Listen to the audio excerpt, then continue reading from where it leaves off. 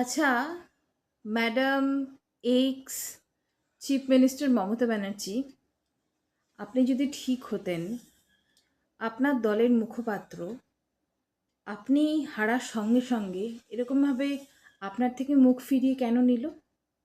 কারণটা কি? একটু ভেবে দেখুন। সব কিছু তো গলাবাজি করে হয় না।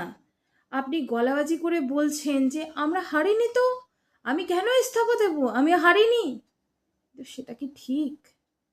আপনি নিজে ভাবুন না, আপনার Trinamool Congress just nothing, just আ ওয়ান ম্যান আর্মি।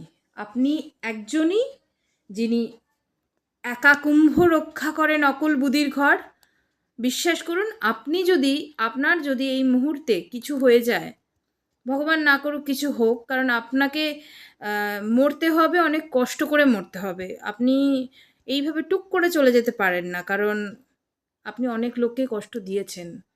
আপনি অনেক লোকের মৃত্যুর কারণ।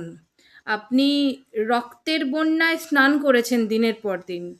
আপনি অভয়ার মৃত্যুর কারণ। আপনি আমাদের মতো জ্যান্ত অভয়াদের ডিপ্রেশনের কারণ।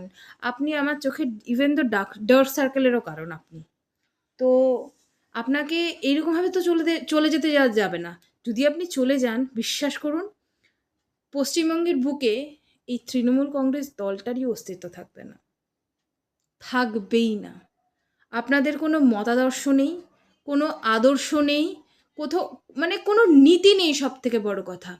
গ্রাসরুট লেভেলের নেতারা কী হারে টাকা চুরি করেছে, কী হারে কাটমানি নিয়েছে। আমি আমার নিজের পাড়া দিয়ে বলছি ম্যাডাম আপনাকে। আমার পাড়ায় তৃণমূল কংগ্রেস চলে যাওয়ার পর কিছু লোক আছে, তাদের ভাবতে হবে যে আজ আজ থেকে ২-৪ মাস পরে আমার সংসারটা কিভাবে চলবে। তারা শুধু পার্টি করেই খেয়েছে।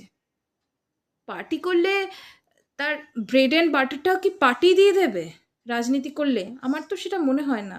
কাজ করেই প্রত্যেকটা মানুষ খায়। একটু ভেবে দেখবেন ম্যাডাম। আপনাকে নিয়ে এত খিল্লি করছে, এত সবাই সব কিছু করছে, আমি করেছি, আমি ভবিষ্যতেও করব। কিন্তু আপনার মনে হয় যে কোথাও গিয়ে আত্মগ্লানি হওয়াটাও উচিত। কিন্তু সেটা আপনার হয় না।